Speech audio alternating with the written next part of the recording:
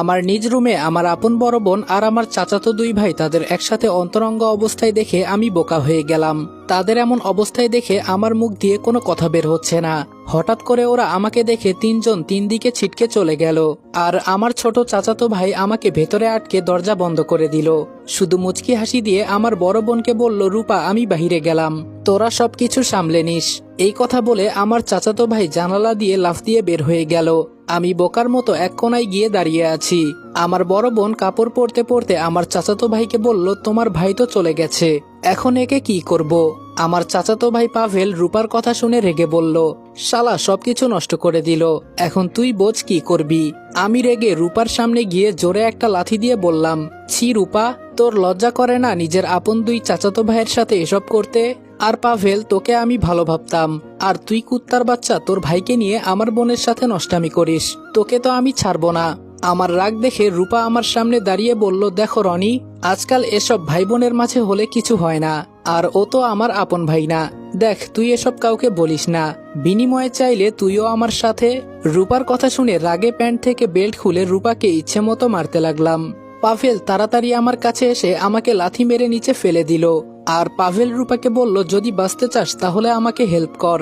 এই কথা বলে পাভেল আমাকে মারতে লাগলো, আর রূপা ওকে সাহায্য করতে লাগলো। ওদের দুইজনের শক্তির সাথে আমি কোনো মতেই পেরে উঠতে পারছি না।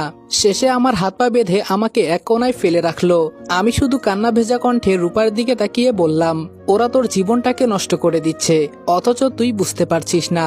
রূপা আমার সামনে এসে বলল, কি করব বল ভাই, এই বয়সে যদি এনজয় করতে না পারি তাহলে এটা কি কোনো জীবন হলো? আমি বললাম, তাই বলে তুই? পাভেল ঠাস ঠাস করে আমার গালে দুইটা চড় দিয়ে বলল, তোর সাহস কি করে হয় আমাকে কুত্তার বাচ্চা বলার?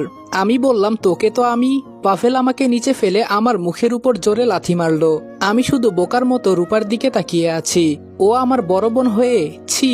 হঠাৎ শুনি বাহিরে থেকে আম্মু ডাকতে ডাকতে বলল, রনি বাহিরে আয়, তোর ছোট বোন এসেছে। পাভেল দাঁড়িয়ে রূপাকে বলল, এখন কি করব? এই শালা তো সবকিছু বলে দিবে। রূপা পাভেলের কানের কাছে মুখ নিয়ে কি জানি বলল, আর পাভেল অমনি জানালা দিয়ে লাফ দিয়ে বের হয়ে গেল। রূপা আমার সাথে নিচে বসে বলল, ভাই দেখ। রূপার মুখে থুতু দিয়ে বললাম, তোকে এখন কি ভাষায় বকা দিতে ইচ্ছে করছে জানিস? তুই কিভাবে এগুলা করতে পারিস? ছি। রূপা হাসি দিয়ে বলল, দেখ, যা হয়েছে সবকিছু ভুলে যা, তাহলে আমি তোর সাথে কিছুই করব না।